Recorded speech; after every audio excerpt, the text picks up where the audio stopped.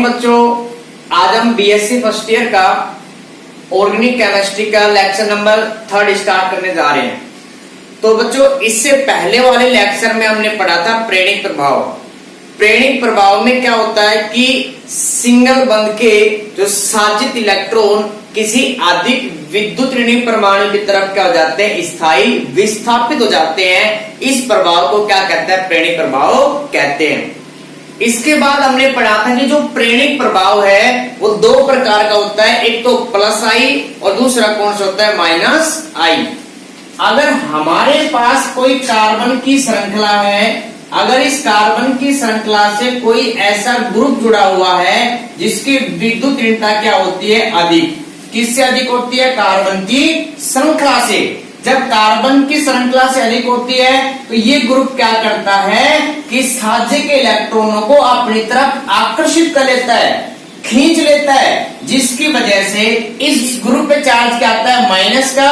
और ये जो ग्रुप है ये कहलाता है माइनस आई ग्रुप या समूह, और ये जो प्रभाव है ये कहलाता है माइनस आई प्रभाव।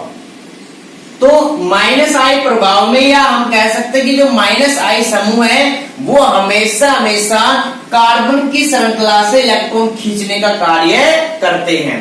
इसी प्रकार अगर हमारे पास कार्बन की श्रृंखला से कोई ऐसा ग्रुप जुड़ा हुआ है जिसकी विद्युत ऋणता हाइड्रोजन से क्या होती है, कम, हाइड्रोजन से क्या होती है, कम होती है, तो ये क्या करता है, साझे के इलेक्ट्रॉनों को प्रतिकर्षित करता है, विस्थापित करता है किसकी तरफ, श्रृंखला की तरफ, जिसकी वजह से इस ग्रुप पे चार्ज क्या आ गया, माइनस का। तो आपको बच्चों इसमें एक बात याद रखनी है कि माइनस आई ग्रुप श्रृंखला से इलेक्ट्रॉनों को खींचेगा, माइनस आई ग्रुप श्रृंखला से इलेक्ट्रॉन को खींचेगा, जबकि जो प्लस आई ग्रुप है वो इलेक्ट्रॉन का क्या करेगा, धक्का देगा। ठीक है, ये पॉइंट आपको याद रखना है। माइनस आई ग्रुप हमेशा हमेशा इलेक्ट्रॉन को अपनी तरफ खींचेंगे और प्लस आई ग्रुप इलेक्ट्रॉन को क्या देंगे, धक्का देंगे। ठीक है, ये बात आपको याद रखनी है। तो बच्चों, इसके बाद हमारे पास जो टॉपिक है वह है प्रेरणिक प्रभाव के उपयोग। हमारे पास है कार्बोक्सिलिक अम्लों की अम्ल सामर्थ्य ज्ञात करना। तो बच्चों, सबसे पहले अगर आपसे कोई पूछा जाए कि अम्ल क्या होते हैं, तो अम्ल वे पदार्थ होते हैं जो H+ को क्या करते हैं, दान करते हैं। अगर कोई भी पदार्थ H+ को आसानी से दान कर देगा या त्याग देगा तो वो कहलाएगा प्रबल अम्ल। क्या कहलाएगा, प्रबल अम्ल कहलाएगा। और जो H+ आयन को मुश्किल से त्यागते, देरी से त्यागते हैं तो वो क्या कहलाएंगे, दुर्बल अम्ल कहलाएंगे।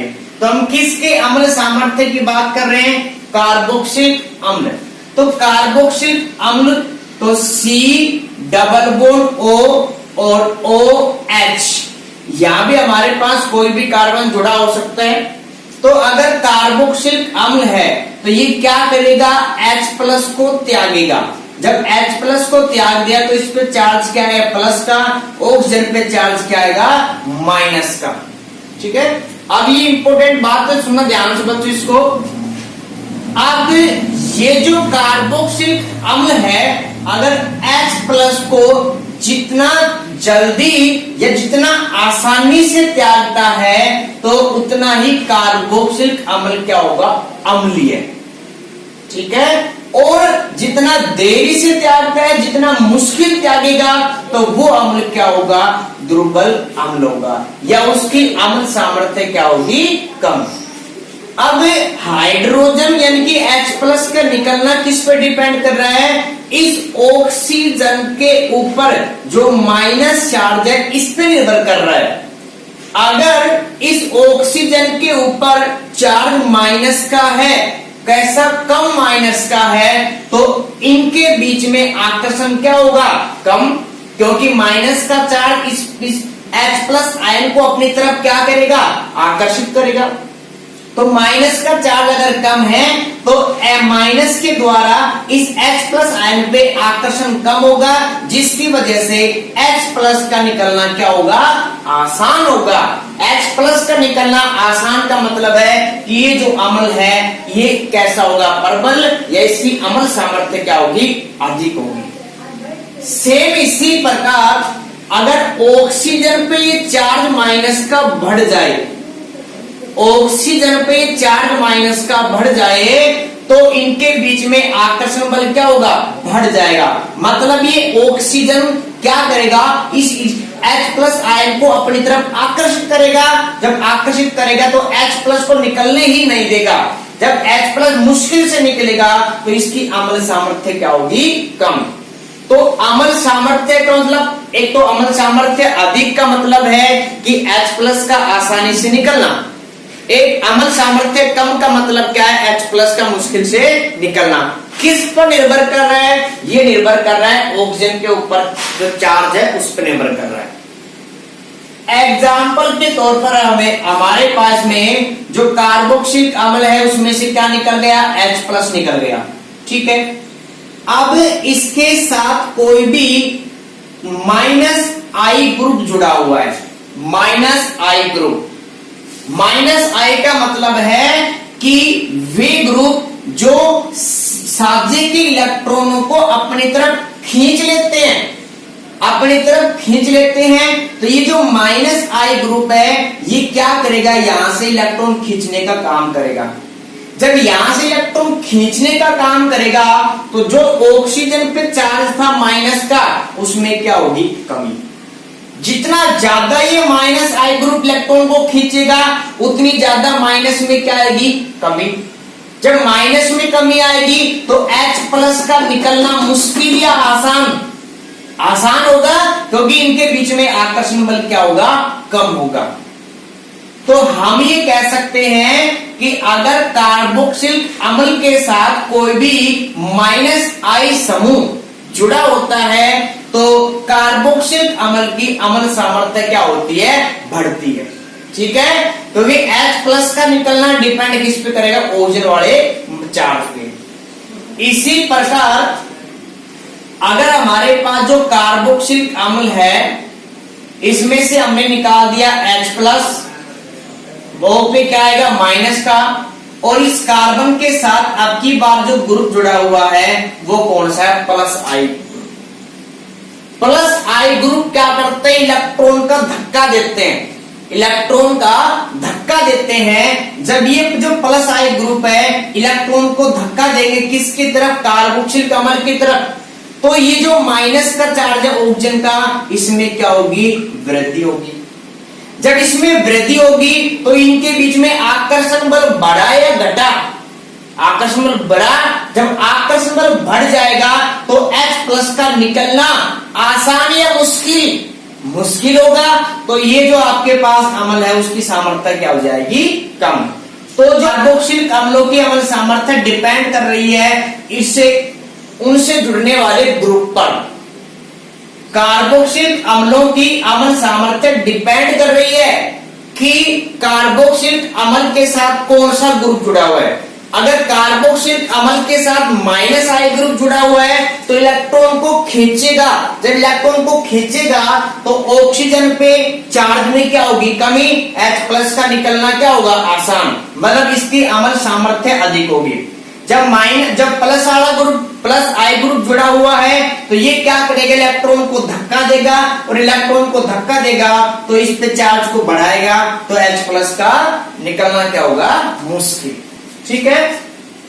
तो यहाँ पे हम कह सकते हैं कि कार्बोक्सिलिक अम्लों के साथ अगर माइनस आई समूह जुड़े होते हैं तो वो कार्बोक्सिलिक अम्लों की अम्लता को बढ़ाते हैं। इसी प्रकार कार्बोक्सिलिक अम्ल के साथ अगर प्लस आई ग्रुप जुड़े होते हैं तो वो कार्बोक्सिलिक अम्लों की अम्ल सामर्थ्य को क्या करते हैं, घटाते हैं, ठीक है। तो बच्चों इसी के आधार पे हम कुछ एग्जाम्पल लेके देखते हैं। इसमें ये 3 कंपाउंड दिए गए या 3 अम्ल दिए गए हैं। आपको बच्चों इनमें से आपको क्या करना है, इनको अम्ल सामर्थ्य के बढ़ते हुए क्रम में लिखना है। बढ़ते हुए क्रम का मतलब है कौन अच्छा अम्लीय होगा, उससे कम उससे कम। तो बेटा यहां से आपको देखो, यहां से देखो आप सभी कि सबसे पहले करना कैसे आपको, इसमें यहां से आपने क्या कर दिया, H प्लस को निकाल दिया।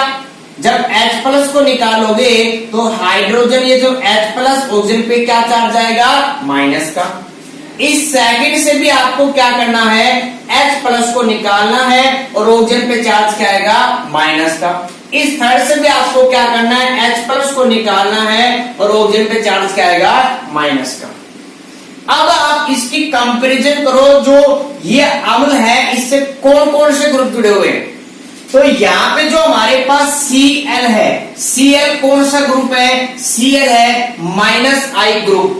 -I ग्रुप का मतलब है कि ये कार्बन की श्रृंखला से इलेक्ट्रॉन को क्या करेगा, खींचेगा। जब कार्बन की श्रृंखला से इलेक्ट्रॉन को खींचेगा तो इस ऑक्सीजन के चार्ज में क्या आएगी, कमी आएगी। यहां पे हमारे पास सेकंड एग्जांपल में इस कार्बन के साथ दो ग्रुप जुड़े हुए हैं और वो भी कौन से, -I ग्रुप। -I ग्रुप क्या करेंगे, इलेक्ट्रॉन को खींचेंगे। जब इलेक्ट्रॉन को खींचेंगे तो इस ऑक्सीजन के ऊपर जो चार्ज है उसमें क्या आएगी, कमी आएगी। तो इस -I ग्रुप की वजह से इस ऑक्सीजन में चार्ज में क्या आ गई, कमी। इसी प्रकार इस -I ग्रुप की वजह से इस ऑक्सीजन में क्या जाएगी, कमी। यानी कि यहाँ पे माइनस चार्ज क्या है, कम। किसकी तुलना में कम है, फर्स्ट की तुलना में। नेक्स्ट एग्जांपल थर्ड इसमें, तो यहाँ पे हमारे पास -I ग्रुप कितने हैं, 3 -I ग्रुप है। तो इस क्लोरीन के द्वारा, इस -I ग्रुप के द्वारा जो यहाँ पे चार्ज में होगी कमी, इस -I ग्रुप के द्वारा फिर से चार्ज में क्या होगी, कमी। और इस -I ग्रुप के द्वारा फिर से चार्ज में क्या होगी, कमी। यानी कि हम ये कह सकते हैं यहाँ पे माइनस चार्ज इन दोनों की तुलना में सबसे कम है। अब आप इन तीनों में से H प्लस का निकलना किस में आसान है, जिसमें ऑक्सीजन पे चार्ज क्या होगा, सबसे कम। तो ऑक्सीजन पे चार्ज सबसे कम किस में है, इसमें थर्ड में, क्योंकि यहाँ पे 3 -I ग्रुप हैं। इन तीनों के द्वारा इलेक्ट्रॉन को ज्यादा खींचा जाएगा तो ऑक्सीजन पे चार्ज इनके माइनस में क्या आएगी, कमी आएगी। तो यहां से जिस ऑक्सीजन पे चार्ज कम होगा, H प्लस का निकलना आसान होगा, वो क्या होगा, अधिक अम्लीय होगा। तो यहाँ पे हमारे पास सबसे कम है कौन सा, इसमें थर्ड पे। तो सबसे अधिक अम्लीय कौन सा हमारे पास है, थर्ड। उससे कम किस पे है, सेकंड पे। और उससे अधिक किस पे है, सेकंड पे। और उससे अधिक किस पे है, फर्स्ट पे। तो ये हमारे पास इसमें अम्लता का बढ़ता हुआ क्रम। तो सबसे कम अम्लीय कौन सा होगा, फर्स्ट।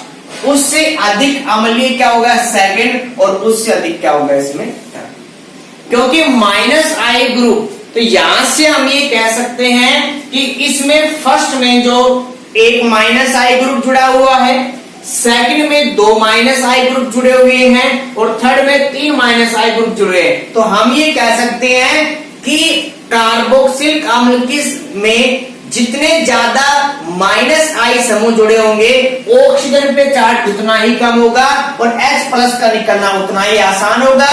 और वो जो अम्ल है उतना ही क्या होगा, अधिक अम्लीय होगा। ये हमारे पास 3 एग्जाम्पल हैं।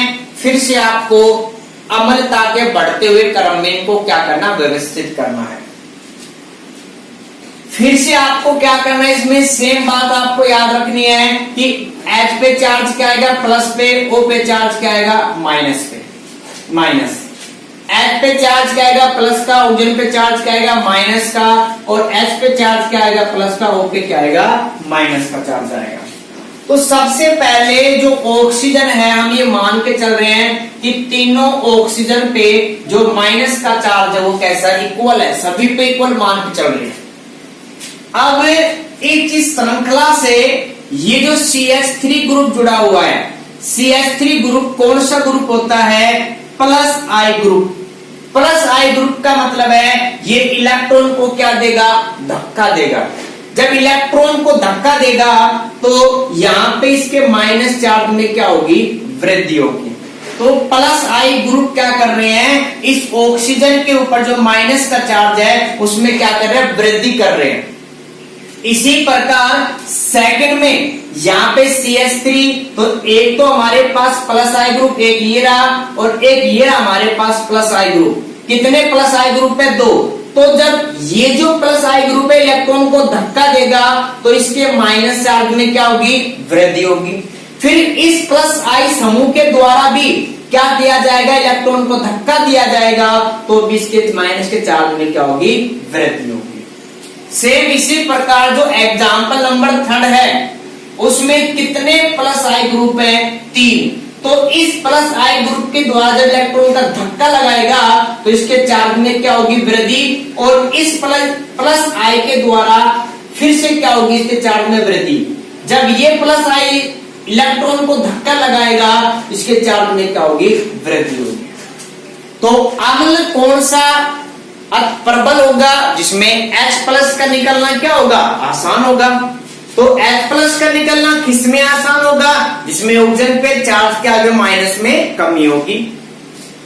तो एग्जाम्पल नंबर 3 में कितने प्लस आई ग्रुप है, 3 है। मतलब एग्जाम्पल नंबर 3 में 3 ऐसे ग्रुप हैं जो इलेक्ट्रॉन को क्या देंगे, धक्का देंगे। तो यहाँ पे चार्ज सबसे अधिक है इन दोनों की तुलना में। एग्जाम्पल नंबर 2, यहाँ पे प्लस आई ग्रुप कितने हैं, 2। तो चार्ज में तो वृद्धि करेंगे लेकिन इसकी तुलना में थोड़ा कम करेंगे। नेक्स्ट एग्जाम्पल हमारे पास है फर्स्ट, इसमें प्लस आई ग्रुप है सिर्फ 1, तो इलेक्ट्रॉन को तो धक्का देंगे लेकिन कितने ग्रुप है, 1, तो चार्ज में क्या होगी, थोड़ी कम। तो इन तीनों में से सबसे ज्यादा चार्ज किस पर है, जिस पर जितने ज्यादा प्लस आई ग्रुप होंगे। तो सबसे ज्यादा किसमें, इसमें। तो यहाँ पे प्लस आई सबसे अधिक है, तो H प्लस का निकलना मुश्किल। जब H प्लस का निकलना मुश्किल है तो ये कैसा होगा, कम अम्लीय होगा। ठीक है।